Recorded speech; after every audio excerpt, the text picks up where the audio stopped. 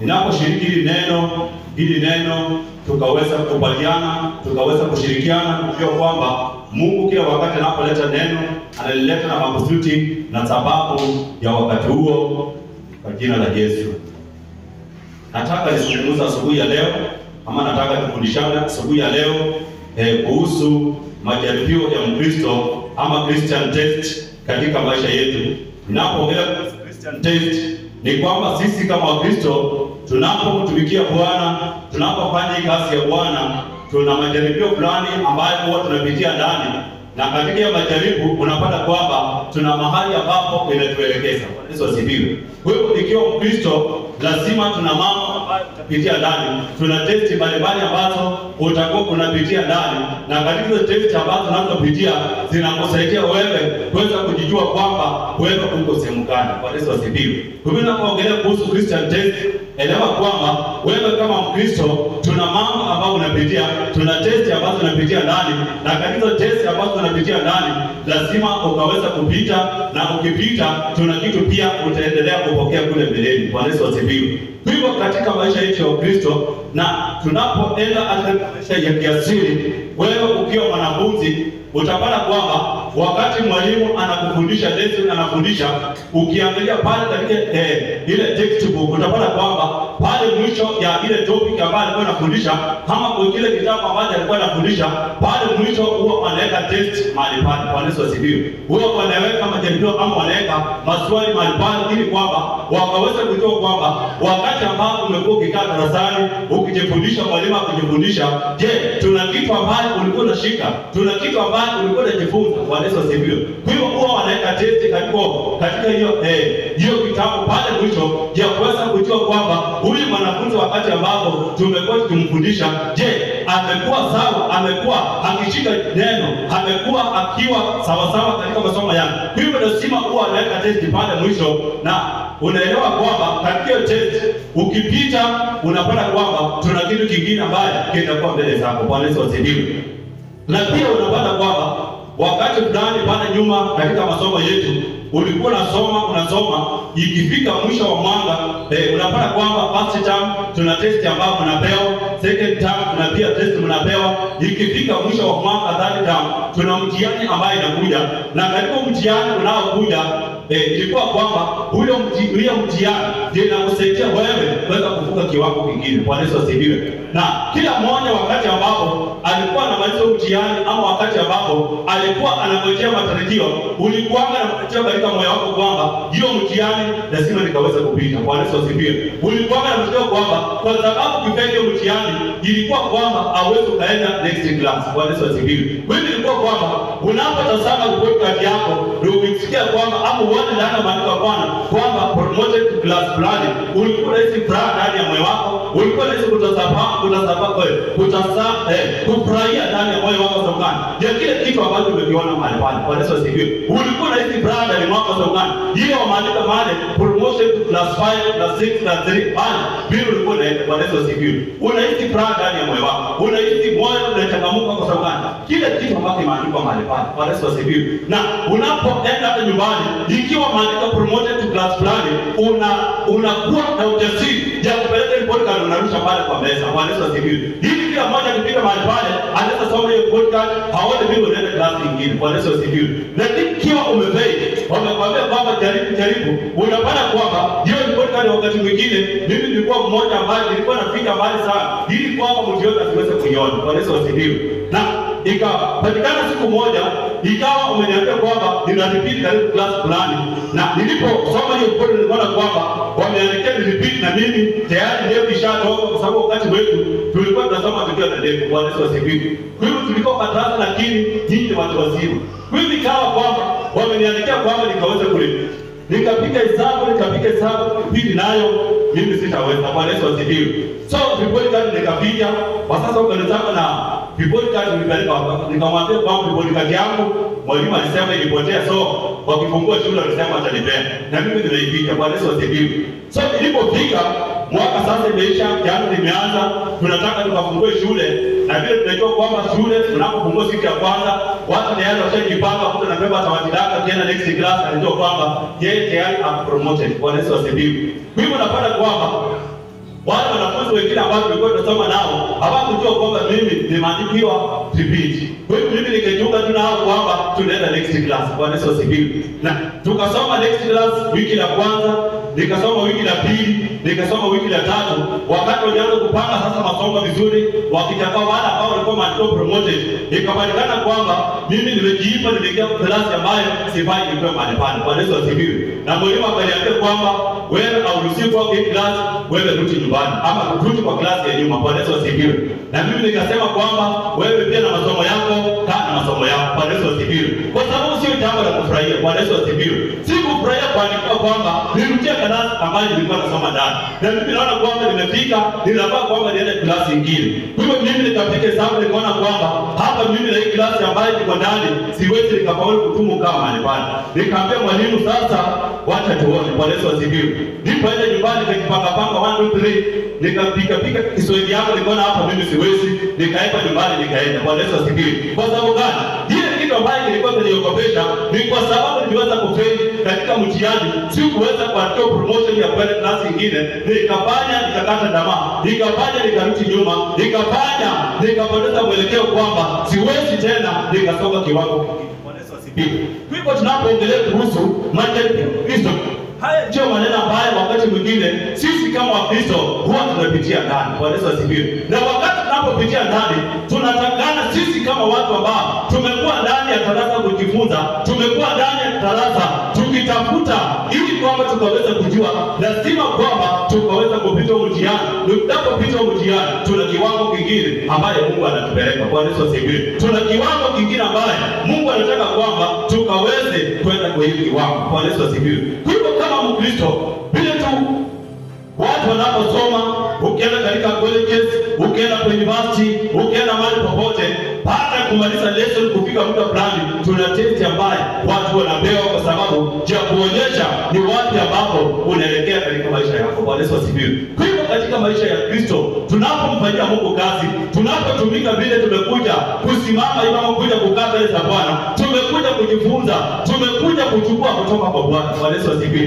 Na elewa kwamba unapochukua kutoka kwa Bwana, unapojifunza siku ya leo, umekaa tunakupea neno la Bwana, unakaa tunakuambia kwamba katika ndoa itakano kaa hivi, wewe kama kijana itakano kaa hivi, wewe kama mzee itakano kaa hivi, wewe kama mama itakano kaa hivi. Bwana Yesu asifiwe. Ni lesson ambayo tunapitia kama kanisa, tunapitia usiku na mchana. Kwenye ndoa tunapewa lesson, kwenye youth yetu tunapewa lesson. Katika kila jambo unapata kwamba ndani ya kanisa kila sehemu inatajwa kwa sababu gani? Ni mafundisho ambayo tuko ndani. Bwana Yesu asifiwe. Na baada ya hiyo mafundisho utapata kwamba tuna test ambayo itakuja mbele zako. Na hiyo test inapokuja utaanza kukumbuka kwamba tuna mahali ambapo nilisoma, nilipokuwa na mwalimu anasema hivi, alisema kwamba nikiwa katika ile hesabu hii minus lazima nifanye hivi na hivi na hivi ndio posa nikaweze kupata jibu ambalo linafaa na kuweza kulipea marks ambayo ni nzuri. Bwana Yesu asifiwe. Kwa hivyo unapata kwamba unapofundishwa kuhusu maneno,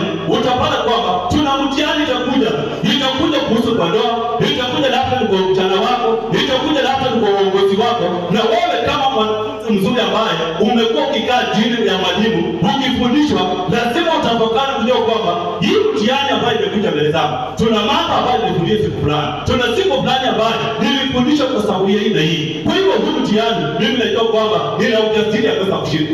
Bwana Yesu asifiwe. Tunao katika darasa tuna wanafunzi ambao wanakuwa kujua kwamba hii mtihani mimi napita. Bwana Yesu asifiwe. Kwa hivyo pia kama kanisa lazima kuhakikisha kwamba kila mtihani tayari kuja mbele hiyo mtihani unaweza kushinda kwa sababu huko katika mafundisho usiku na mchana. Bwana Yesu asifiwe. Tunafundishika kila wakati, tunafundishika katika mikutano mbalimbali. Kwa sababu gani? Ya kutusaidia ile siku ya mtihani itakapokuja ukaweza kushinda. Bwana Yesu asifiwe. Na ukipata kwamba huo mtihani umekuja ukaweza kufeli, wewe ni mwanafunzi ambaye ulikuwa unalala darasani. Bwana Yesu asifiwe. Ulikuwa wakati kufundisha, wewe ndio unapiga vita, wewe ndio unang'ang'ana darasani. Bwana Yesu asifiwe. Kwa utapata kwamba huo mtihani unapokuja utapata kwamba hauwezi ukapata alama ambayo itapeleza mwalimu ama alama ambayo itakusongesha kiwango kingine. Kwa sababu gani? Wewe ulikuwa msembe katika darasa lako. Bwana Yesu asifiwe. Na ukiwa msembe hakuna vile utasonga hatua nyingine. Bwana Yesu asifiwe. Ukiwa msembe kwa masomo, mwalimu anasema kwamba tufanye exercise hivi, wewe unakuja asubuhi hautafanya huko kama umepewa. Unakuja asubuhi hautafanya kile ambacho mwalimu anakupea. Utapata kwamba wakati wakati ya maswali itakapokuja itakuwa rahisi wewe kuweza kufeli. Kwa sababu gani? Haukuzingatia yale ambayo mwalimu alikuwa anakufundisha. Hukuzingatia ile sheria ambayo ulipewa na shule kwamba lazima wewe kama mwanafunzi ufanye hivi na hivi, ili kwamba itakapofika mwisho wa kuondoka katika shule utakuwa na ripoti nzuri ambayo itakuelekeza katika kiwango kingine. Bwana Yesu asifiwe. Kwa hiyo wakati mwingine tuna changamoto ambazo tunapitia ndani, na katika hizo changamoto ambazo tunapitia ndani ni mitihani ambayo tunapewa kama Kristo, inatupasa kwamba tukaweza kushinda. Bwana Yesu asifiwe. Kwa hiyo nataka tusome katika neno la Bwana katika Yakobo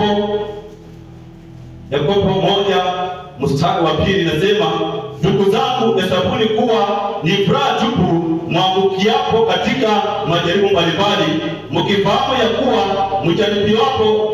mjaribiwa kwa imani yenu huleta saburi. Bwana Yesu asifiwe. Kwa hivyo maandiko hii kitabu anasema kwamba ndugu zangu, mkaweza kuhesabu kuwa furaha tupu mnapoanguka na kupitia katika majaribu mbalimbali. Bwana Yesu asifiwe.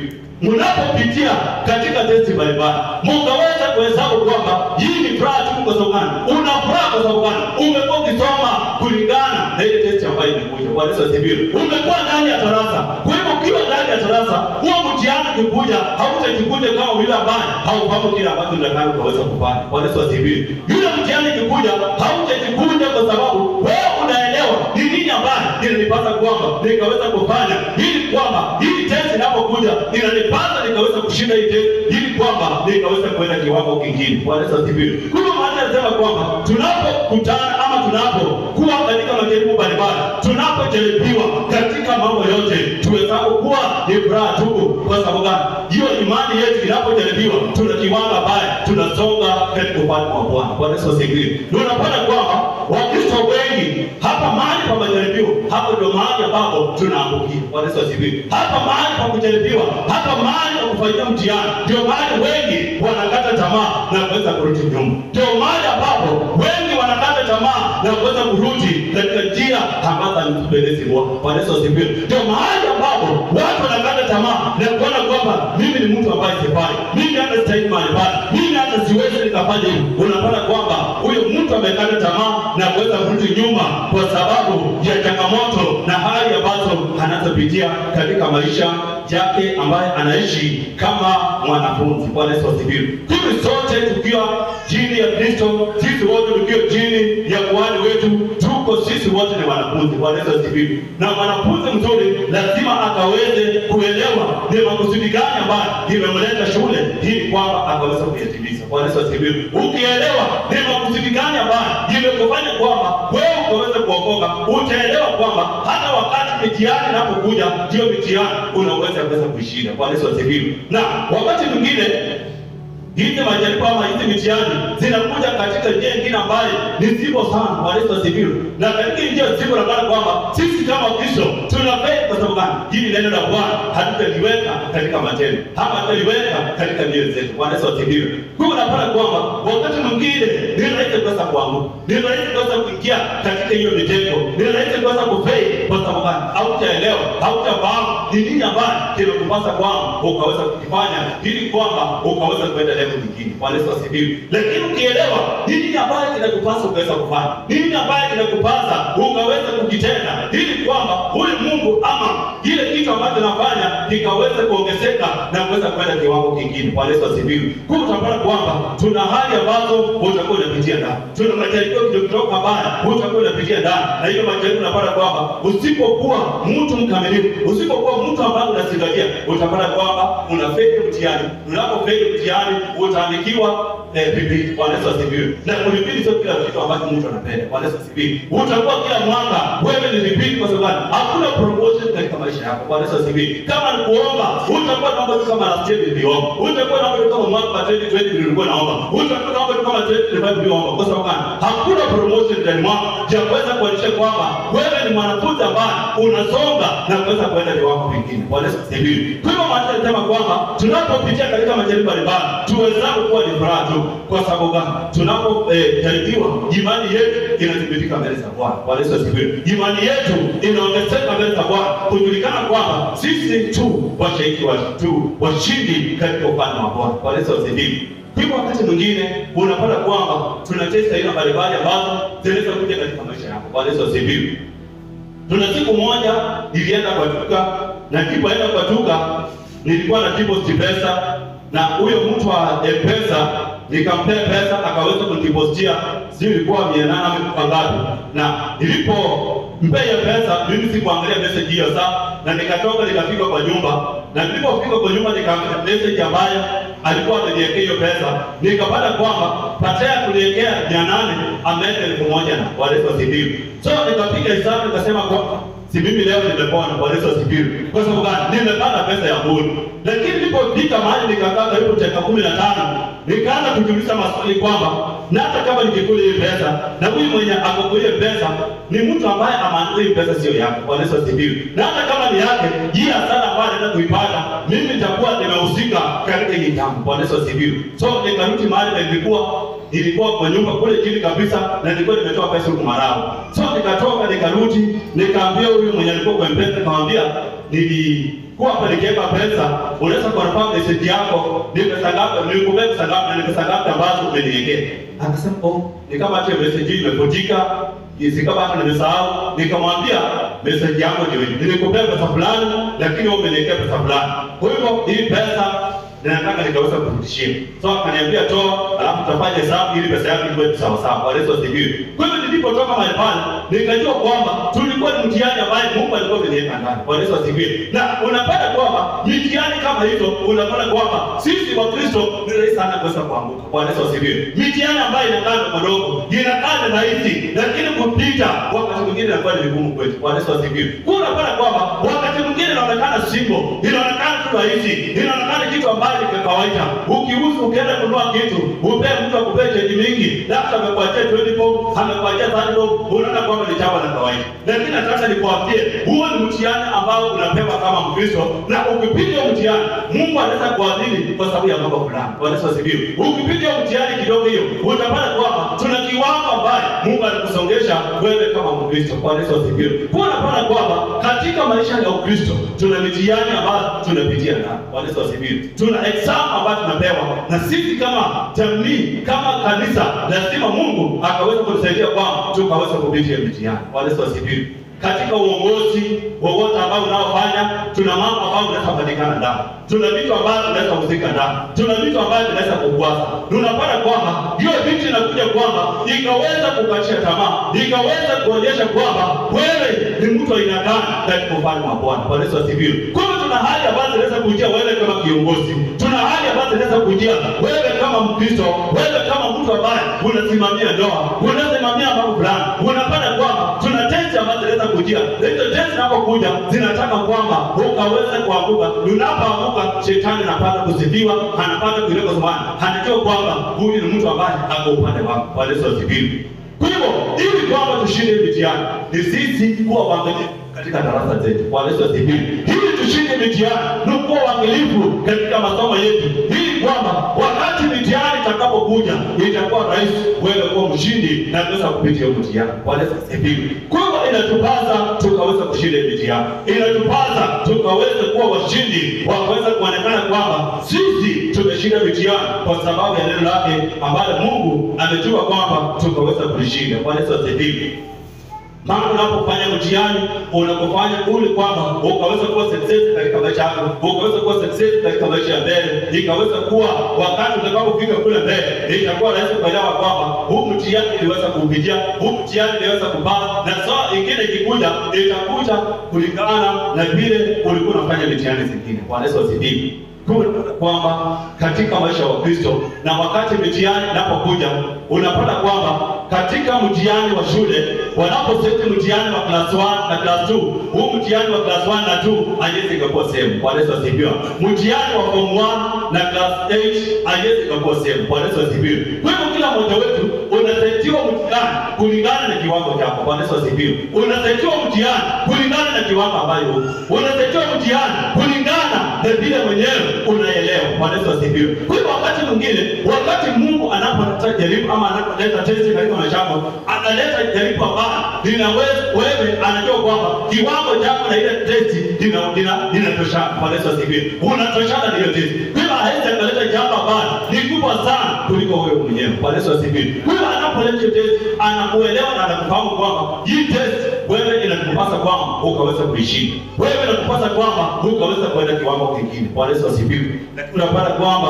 Wakristo wengi tunapofika mahali pale ndio mahali ambapo tunakata tamaa, ndio mahali ambapo tunarudi nyuma, ndio mahali ambapo tunaona kwamba sisi hatuwezi chochote, sisi tumekuwa watu bure. Kwa sababu hiyo unapata kwamba tunashinda mahali pale miaka na miaka, hakuna kuendelea, hakuna kupanuka, hakuna kusimama. Kwa sababu gani? Ya kutoelewa yale ambayo inakupasa kwamba wewe ukaweza kuifanya kama Mkristo ambaye unamwelewa Mungu. Sibibi. Hivyo lazima tuelewe kwamba katika hali hizi tuna mambo ambayo tunapitia ndani. Anasema kwamba mfahamu ya kuwa mjaribiwapo kwa imani yenu huleta saburi. Bwana Yesu asifiwe. Kujaribiwa kwa imani yenu huleta saburi katika maisha yetu. Bwana Yesu asifiwe. Unapojaribiwa tuna saburi ambayo unapewa. Anasema kwamba saburi na iwe na kasi kamilifu, mpate kuwa wakamilifu na utimilifu bila kupungukiwa na neno. Bwana Yesu asifiwe. Kwa hiyo lazima tuombe Bwana kutusaidia ili kwamba tukaweze kuwa watu ambao ni watimilifu na wakamilifu, kwa sababu katika ukamilifu hatutaweza kupungukiwa katika jambo lolote. Bwana Yesu asifiwe. Je, napokuja hautapungukiwa kwa sababu gani? Wewe unaelewa kwamba hili jambo linapokuja mimi niko na njia ya kuweza kutokea ndani. Bwana Yesu asifiwe. Hii mtihani inapokuja katika maisha yangu, hii mtihani lazima nikaweza kuipita. Bwana Yesu asifiwe. Unapata kwamba katika maisha ya Kristo, Biblia inasema katika Mathayo, anasema kwamba tuna njia mbili ambazo zinazoonekana katika njia mwanadamu kwamba ni nzuri, lakini njia moja ni njia ambayo inaelekeza mtu katika mauti. Bwana Yesu asifiwe. Anasema kwamba njia inayoenda kuzimu ni njia ambayo imepana, ni njia ambayo inasongamana, ni njia ambayo kila mmoja anatamani kwamba ataweza kupita katika hiyo njia. Bwana Yesu asifiwe. Na unapofika kwenye hiyo njia unapata kwamba ni njia ambayo imejaa furaha, ni njia ambayo imejaa utabasamu, ni njia ambayo imejaa vitu vizuri, ni njia ambayo imejaa mapato mazuri. Lakini elewa kwamba katika hiyo njia anatuambia kwamba hiyo njia wengi wanapenda hiyo njia, wengi wanapenda kupitia njia, lakini kumbuka kwamba hiyo njia ni njia ambayo inakuelekeza mahali ambapo hapana. Bwana Yesu asifiwe. Kwa hivyo ukiwa Mkristo ambaye unafahamu neno la Bwana, Mkristo ambaye umejifunza, utaelewa kwamba mimi kama Mkristo, je, hii njia ambayo iko ndani ni njia ambayo inanipeleka kuzimu ama ni njia ambayo inanipeleka katika uzima? Bwana Yesu asifiwe. Kwa sababu njia ambayo inatupeleka katika uzima ni njia ya kujinyima, ni njia ya kujikataa wakati mwingine, ni njia ya kujikataa, ni njia ya kukataliwa, wakati mwingine unatuziwa, wakati mwingine unafanyia madharau, na watu wengi wanapata kwamba wakifika maeneo kama hayo mtu anaona kwamba mimi siwezi kuwa katika njia kama hii. Bwana Yesu asifiwe. Ndio kwa sababu napata kwamba watu wengi wanapofika mahali pale walikuwa waimbaji, walikuwa watumishi wa Bwana wazuri, walikuwa watu ambao wanamtumikia Bwana vizuri, lakini wanapofika kwenye njia wanaona kwamba ni njia ambayo ifai, wanaona ni njia ambayo haina matunda, ni njia ambayo haina furaha, ni njia ambayo haina vitu vizuri, wanakata tamaa na kuweza kurudia njia ambazo zifai. Bwana Yesu asifiwe. Wanaanza kurudia njia ambazo zinawaelekeza mahali ambapo hapafai. Kwa hiyo njia hii wakati mwingine ya kutuelekeza katika uzima, ni njia wakati mwingine ni ya kujificha. Bwana Yesu asifiwe. Unajinyima asubuhi, unaamka asubuhi na mapema unaomba, wakati usingizi unakuwa mzuri unasema kwamba usingizi blanketi naweka kando. Kwa sababu gani? Unaelewa njia ambayo uko ndani. Bwana Yesu asifiwe. Wakati mwingine unafunga kazi yako kwa sababu ya ushirika, unafunga kazi yako kwa sababu ya mikutano ya Bwana. Kwa sababu gani? Wewe unaelewa kwamba ni njia gani ninaiendea ili kwamba nikaweza kufika mahali ambapo panapofaa, ili kwamba nikaweza kufika mahali pale. Bwana Yesu asifiwe. Kwa hiyo lazima katika hali ambazo tunapopitia, elewa kwamba tuko katika njia, na katika hii njia wewe mwenyewe kujifahamu kwamba ni njia ina gani ambayo niko ndani. Bwana Yesu asifiwe. Ni wewe kujiuliza katika moyo wako, je, jana ambayo ninayotenda, je, ni mambo ambayo yananielekeza katika njia ambayo inafaa? Jana ambayo ninayotenda ni njia hii ambayo inanielekeza katika kuzimu ama inanipelekeza katika uzima wa milele? Bwana Yesu asifiwe. Ni swali ambalo sisi kama Wakristo lazima tukaweze kujiuliza, kwa sababu tukiwa duniani lazima tuelewe kwamba tuko katika dunia, na katika hii dunia tuna mambo lazima tukaweze kupitia. Bwana Yesu asifiwe. Na yale ambayo tunayopitia sio sisi pekee yetu ambao tunapitia, tunaona watumishi wa Bwana mbalimbali kwenye maandiko wakiwa wanapitia katika mambo mbalimbali. Bwana Yesu asifiwe. Na katika kupitia kwao tunaona kwamba walipata ushindi, walipata promotion ya kuweza kuendelea na kuweza kuandika vitabu zaidi ya kuweza kumtukuza Bwana, ya kuweza kutuelekeza katika upande wa Bwana. Bwana Yesu asifiwe. Kwa hivyo lazima tunapopitia katika hizi changamoto tuombe kwamba Bwana akaweza kutusaidia, Bwana akaweze kututia nguvu ili kwamba tukaweza kushinda katika majaribio ambayo inayokuja katika maisha yetu sisi kama Wakristo, sisi kama wana wa Mungu, ili kwamba tukaweza kushinda haya majaribu yote, na Mungu atapata kutuinua, na Mungu atapata kutupeleka viwango vingine. Mungu atapata kuinuliwa katika maisha yetu. Kwa sababu gani? Ya kuweza kutenda kazi njema katika maisha yetu. Nataka tufungue katika Genesis. Nataka tuone pia watumishi ambao waliweza kupitia katika majaribu mbalimbali, waliweza kupitia kwenye mitihani na waliweza kushinda hii mitihani. Bwana Yesu asifiwe. Walipita katika mitihani lakini waliweza kushinda. Kwa hiyo wewe pia kama Mkristo, kama mwana wa Mungu, inakupasa kwamba ukaweza kushinda hii mitihani ili kwamba ukaweza kuenda kiwango kingine kwa utukufu wa Bwana. Bwana Yesu asifiwe. Kwa hivyo asubuhi ya leo Bwana anasema katika Mwanzo 22 mstari wa kwanza, anasema ikawa baada ya mambo haya Mungu alimjaribu Ibrahimu, akamwambia Ibrahimu, naye akasema mimi hapa.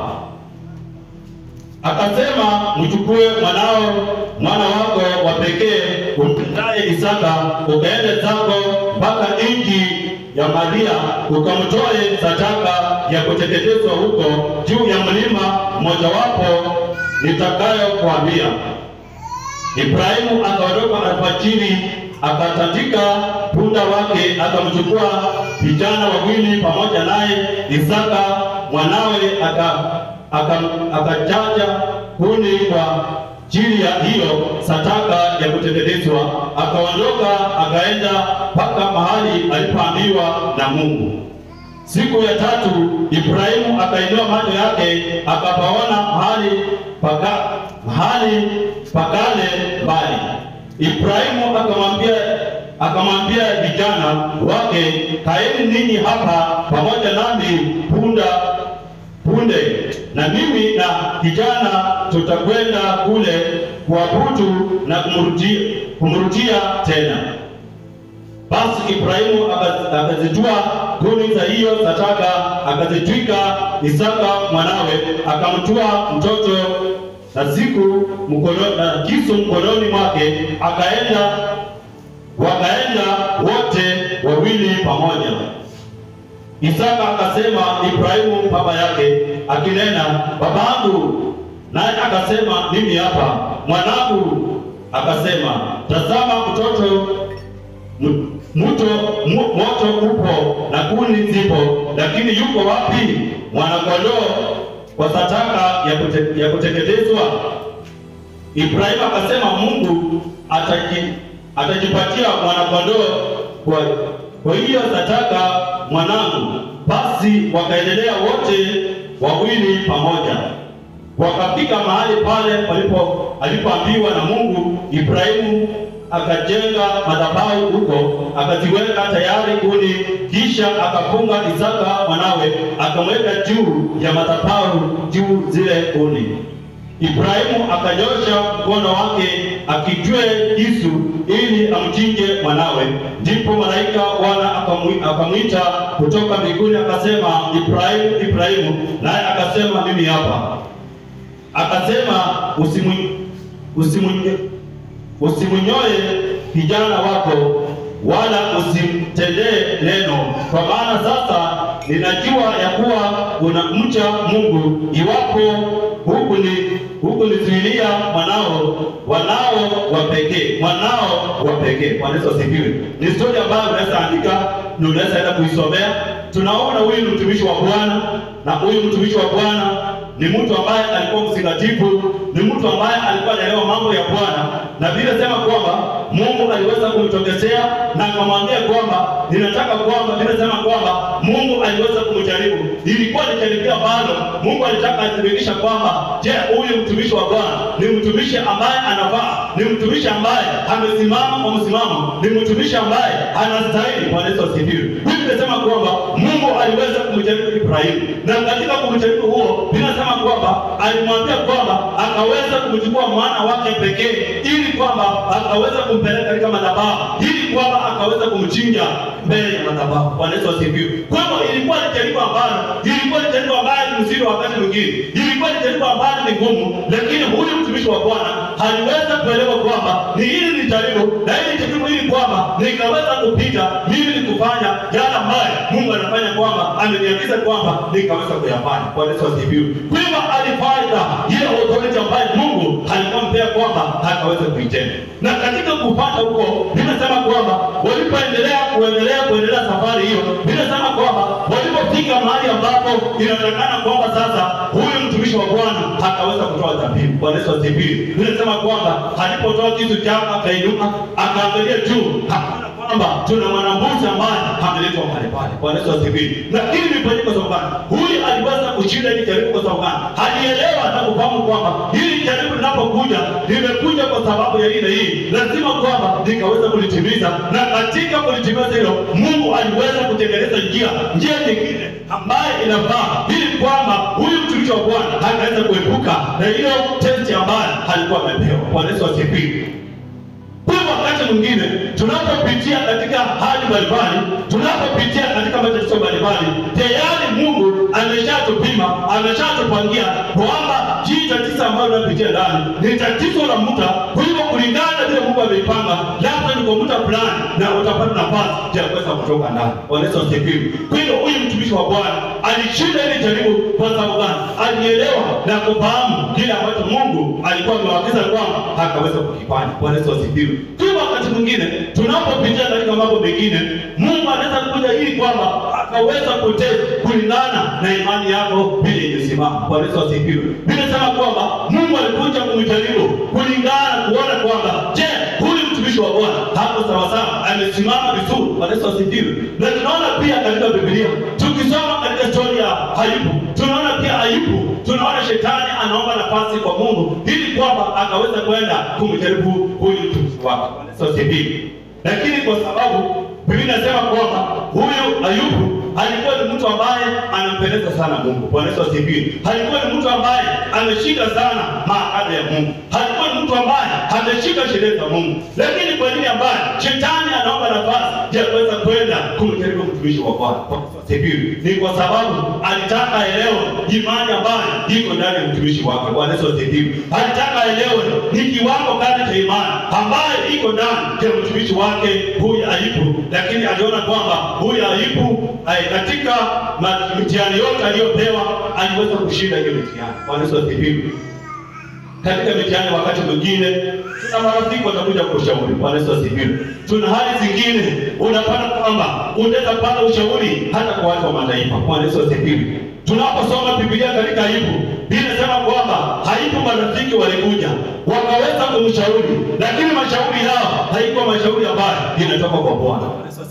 Mashauri ambayo ilikuja kwa Ayubu ni mashauri ambayo haikumpendeza Ayubu. Ni mashauri ambayo na marafiki ambayo hawakuwa na neno la Bwana ndani mwao. Kwa hivyo wakati mwingine tunapopitia katika mitihani, ndio wakati ambapo pia milango inafunguka ya marafiki aina mbalimbali ya kuja katika maisha yako. Bwana Yesu asifiwe. Ndio wakati ambapo watakuja na mafundisho na kuambia kwamba hili jambo wewe fanya hivi, wacha nikupeleke kwa mtu fulani, wacha nikupeleke kwa mtu fulani anafanyanga hivi, wacha nikupeleke kwa maombezi, wacha nikupeleke kwa mganga, wacha nikupeleke kwa vitu fulani. Unapata kwamba wakati kama huo ndio Wakristo wengi huwa wanateleza na kuweza kutoka katika njia. Bwana Yesu asifiwe. Kwa hivyo wakati ambapo huko katika tatizo, ukiwa na Roho wa Bwana atakusaidia kuelewa wakati ambapo unapata ushauri. Ni aina gani ushauri ambao unapata? Bwana Yesu asifiwe. Hayupo alielewa kwamba haya mashauri yote ni bure. Ndio maana akafika mara akasema kwamba mimi najua kwamba mtetezi wangu yuko hai. Bwana Yesu asifiwe.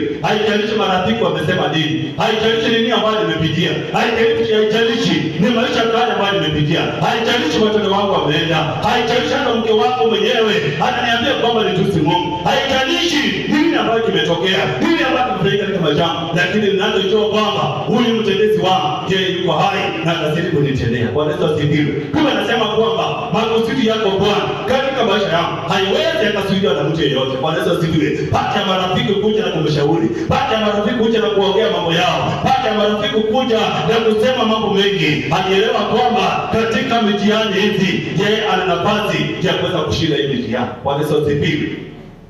Wewe kama Mkristo, wewe kama mwana wa Mungu, unapopitia katika changamoto, elewa na kufahamu kwamba ni nani ambaye anakuletea ushauri. Bwana Yesu asifiwe. Usipate kila ushauri, usipate kila ushauri katika maisha yako. Elewa kwamba unapata kwa sababu tunanena Bwana, unatamani kwamba ukaweze kulijua. Bwana Yesu asifiwe. Unapata kwamba katika mambo yote ambayo tunayopitia lazima tumfahamu Bwana. Bwana Yesu asifiwe.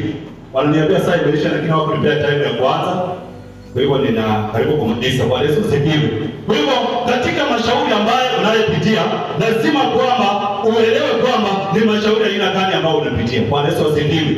Kwa hivyo lazima sisi kama Kristo tuelewe kwamba tunapitia mitihani mbalimbali. Bwana Yesu asifiwe. Na katika mitihani inatupasa kwamba tukaweza kushinda. Inatupasa kwamba tukaweza kwenda kiwango kingine. Inatupasa kwamba tukaweza kwenda katika njia nyingine ili kwamba neno la Bwana likaweze kuinuliwa katika maisha yetu. Bwana Yesu asifiwe.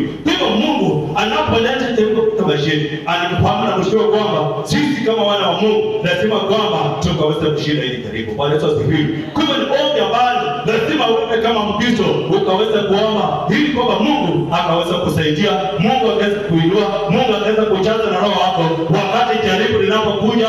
Mungu akusaidia na kuelewa kwamba hili jaribu, Mungu akupe hekima na maarifa ya kuweza kutoka ndani, ya kuweza kufahamu jinsi gani Baba itaweza kushinda mtihani ambao unatawala. Bwana Yesu asifiwe. Lazima ombe Bwana nisaidie, kwa sababu sisi kama wana wa Mungu, wewe kama upitie mitihani, wewe uko sawa. Bwana Yesu asifiwe. Lakini sisi baadhi wetu tunapata kwamba tuna mitihani ambayo tunapitia ndani.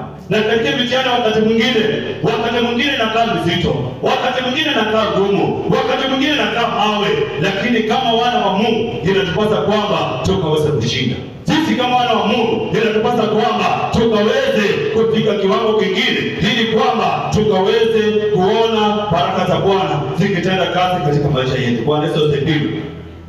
Kwa hivyo Mungu anapotupea mitihani, tuombe kwa Bwana akaweza kutusaidia ili kwamba tukaweze kushinda, tukaweze kujua na kuweza kufahamu kwamba wakati Mungu anapoleta test, anataka kwamba tukaweze kwenda kiwango kingine. Na tukipei kwenda katika kiwango kingine, utapata kwamba tutakuwa Wakristo wa kusumbukia mahali pamoja. Tutakuwa kama Wakristo ambao wamefungwa mahali pamoja. Tutakuwa kama Wakristo ambao tuko katika limitation fulani ambaye hakuna kusonga, hakuna kuinuka, hakuna kwenda mbele. Bwana Yesu asifiwe. Lakini lazima tuombe Bwana atusaidie ili kwamba tutoke katika hiyo roho ya kusidazida, hiyo roho ya kukwama mahali pamoja, roho ya kutopanuka, roho ya kutoinuka ambayo inafanywa na hiyo mitihani ambayo inakuja upande wetu. Inatusia kwamba tusiweze kwenda kiwango kingine, inatusia kwamba tusiweze kuenda mahali pengine pa kuweza kuinuka na kuweza kuona kuwa Bwana. Bwana Yesu asifiwe. Kwa sasa Daudi anasema kwamba Mungu nijaribu, uone imani hiyo ndani mwangu. Hivyo Daudi anamwambia Bwana akaweza kumjaribu. Ni vizuri wakati mwingine Mungu kuleta testi katika maisha yako, itakusaidia kuelewa ni kiwango gani cha Kristo ambaye yuko ndani mwako, ni kiwango gani ambao umepiga wewe kama mwana wa Mungu, ni kiwango gani ambao umepiga wewe kama Mkristo ambaye umesimama, umekuwa ukisikia, umekuwa ukiomba, umekuwa ukisikia na Bwana, umekuwa ukifundishwa. Ni vizuri kufahamu na kuelewa wewe kama mwana wa Mungu, ukaweza kuwa na ufahamu ndani mwako, ukaweza kujua ni nini ambaye kinakupasa kufanya siku ya leo. Nilikuwa na story mingi, lakini nitakatishia mahali pale kwa sababu ya muda, lakini nataka kusimama siku ya leo.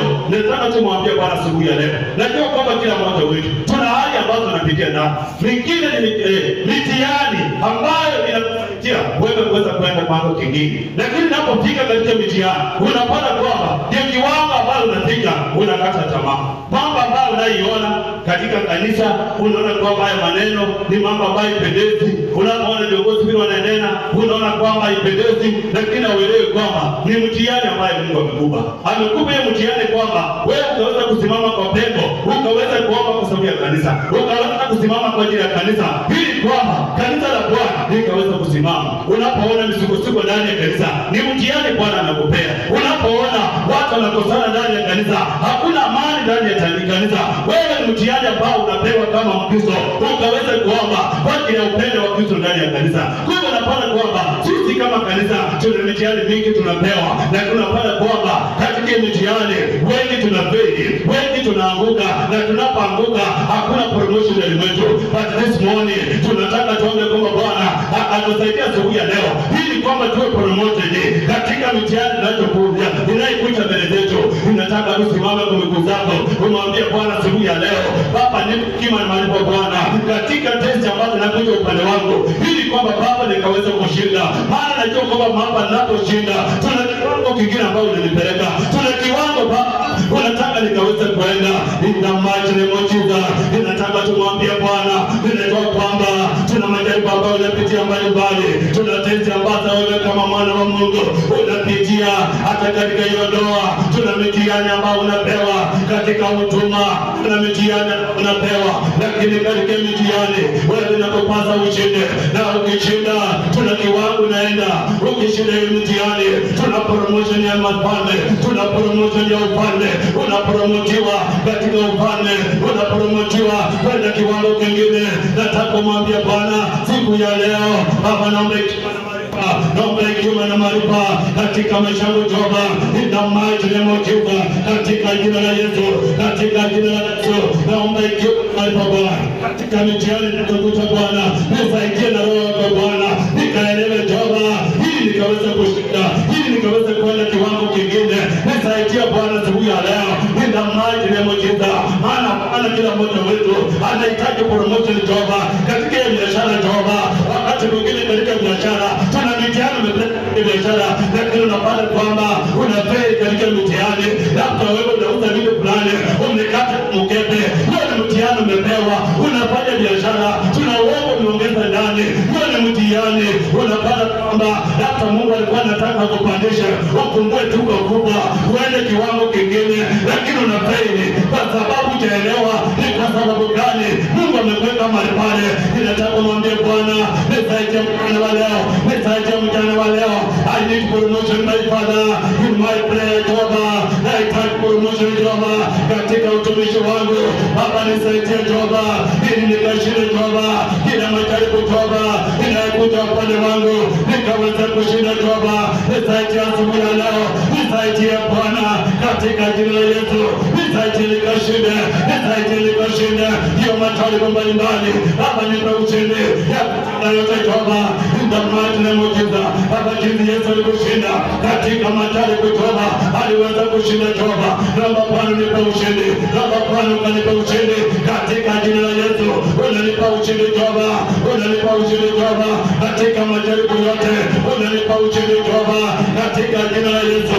Ndio maana tunamuujiza katika jina la Yesu, ndio tunamuujiza. In Jesus name we pray.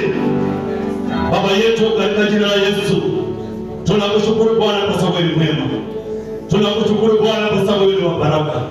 Tunakushukuru Bwana kwa sababu ya kila jambo linaloleta maishani mwetu Jehova. Umetuambia kwamba Baba, lolote ambalo linalikuja maishani mwetu Bwana, ili la kutusaidia kwamba Baba tukaweza kwenda kiwango kingine Jehova. Baba tunajua kwamba katika njia mbili tatu Jehova, tumekosa kufahamu na kuelewa Baba nini ambacho tumeleta mbele zetu kwamba kama ni mtihani Jehova ya kutusaidia kwenda viwango vingine Jehova. Tumefeli kwa sababu ya kutojua, tumefeli katika utuma kwa sababu ya kutojua, tumefeli katika biashara kwa sababu ya kutokuzingatia yale masomo tuliyosoma Jehova. Ewe siku ya leo Baba tusaidie, ili kwamba Baba tukaweza kushinda, ili kwamba kwa ajili ya Bwana kuinuka tena viwango vingine kwa ajili ya utukufu wako Jehova. Tumelisikia neno lako Jehova, wacha Bwana likatusaidie, wacha Bwana likatuongoze yale yote ambayo tunayopitia Bwana, tuweze kuwa na ufahamu na kuelewa, na Roho akatusaidie kuweza kuyafahamu na kuweza kupita ndani, na tukaweza kupata ushindi wako Jehova. Nasi wote Bwana tutakuwa promoted my Father kwa level nyingine, kwa sababu Baba tumeshinda katika hali zote ambazo zinaweza kuja mbele yetu Jehova. Baba tunakushukuru kwa sababu unatenda, kwa jina la Yesu Kristo tunaomba na kuamini.